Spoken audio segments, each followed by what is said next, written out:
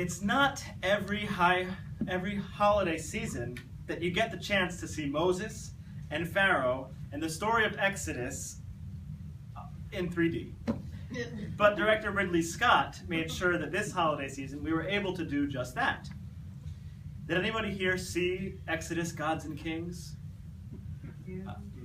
Okay, well, just in case you still want to check it out sometime, there won't be any major spoilers here, although that's a little tough when you already know the ending.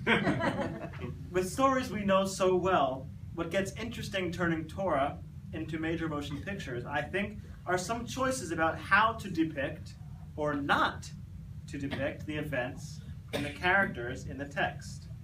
So one thing I will spoil is that, unlike the Moses described in our Torah, Christian Bale spoke eloquently and clearly throughout the entire film.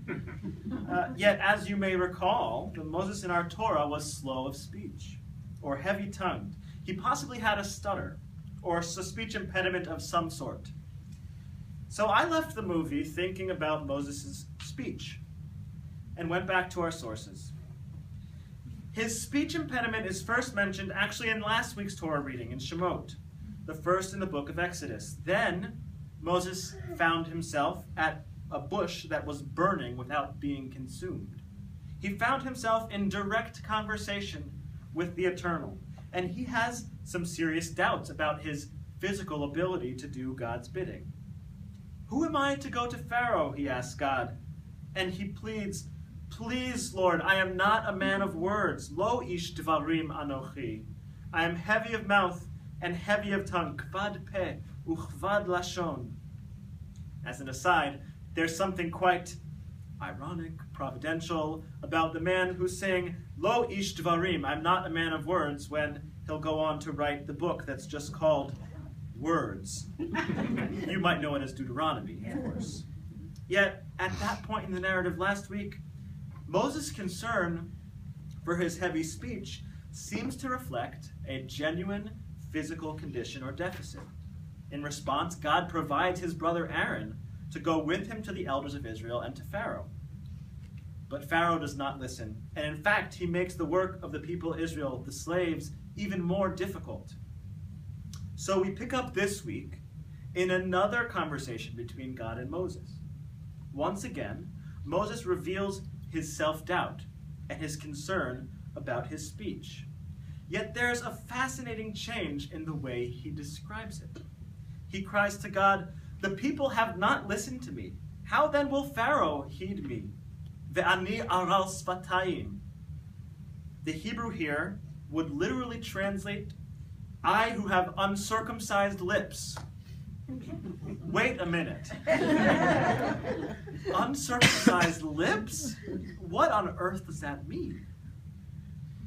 Like any good rabbinical student encountering such an obscure or confusing phrase, I went to dictionaries and commentaries to try to get a better sense for this odd, peculiar phrase, for its meaning and relevance.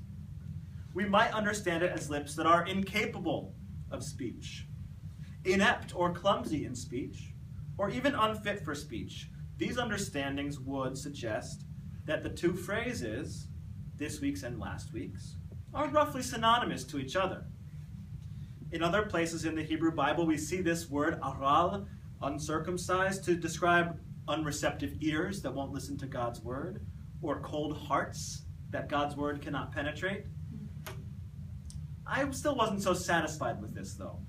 If it just means the same thing as last week, why use a different phrase? It was then that I found an interpretation of the medieval commentator Saadia Gaon, and I found something that really spoke to me. He suggests that this phrase, as opposed to the physical speech impediment in last week's portion, this phrase actually refers to somebody who cannot pronounce the letters with their proper accent. Having grown up in the palace, it is reasonable to assume that Moses did not speak with the same accent and pronunciation that the rest of the Israelites would have spoken with. maybe his chet and his ayns just weren't the right kind of pronunciation. They were too weak. So he didn't have the right accent. Presumably, his years then in the desert in Midian as a shepherd also would have caused some changes to his dialect, so that when he returned to Pharaoh, he also no longer found himself even speaking the same language. He was suddenly a foreigner in a place where he grew up, unable to pronounce properly. So I think what we have here then is not any longer a physical problem, but rather a cultural one. Moses finds himself stuck between two worlds. He must speak to both powerful Pharaoh and to the enslaved, bitter Israelites. Yet he cannot be fully understood by either one, by either group. He is directed by God to return to Pharaoh, but he is no longer of the palace. And simultaneously, the children of Israel, who are agonizing under their hard labor, can't fully understand him either. He just doesn't sound quite right. Yet we know that eventually Moses builds the strength and finds the courage and support to overcome his verbal and possibly cultural deficits. He finds the courage to approach Pharaoh again and again throughout the plagues. And eventually, he finds the fortitude to lead the children of Israel to freedom as God has commanded him. I think that as a Jewish people, like Moses, to some extent we have always been stuck between two worlds. Whether it was the Maccabees and the Greeks, the Jews of Spain at the end of the 15th century, or even our challenges today as American Jews struggling in a non-Jewish society. We have always been a people who have followed after Moses in this way. We are a people of aral sfatayim, lips that can't always pronounce the right cues in the culture. People that can't always connect to those around us because sometimes we are just different. This week, all the more so, I imagine the pain and fear that the Jews in France must be feeling after they witnessed such unthinkable violence last week. How can we find the courage that Moses found? How can we offer the support that Aaron offered? How can we help the rest of the Jewish people and ourselves to balance between these worlds, particularly in times of such pain and grief? I have no easy answer to that, of course. But this Shabbat, I'm praying that we will pause to consider the worlds we might feel stuck between, whether in our personal lives or as part of the broader Jewish people. This is how Moses felt, stuck when he describes his fear of communicating, of not being heard by either world with whom he must speak. That feeling of being stuck, however, has a nice word in Hebrew, Mitzrayim, literally narrow places, but also the name of Egypt.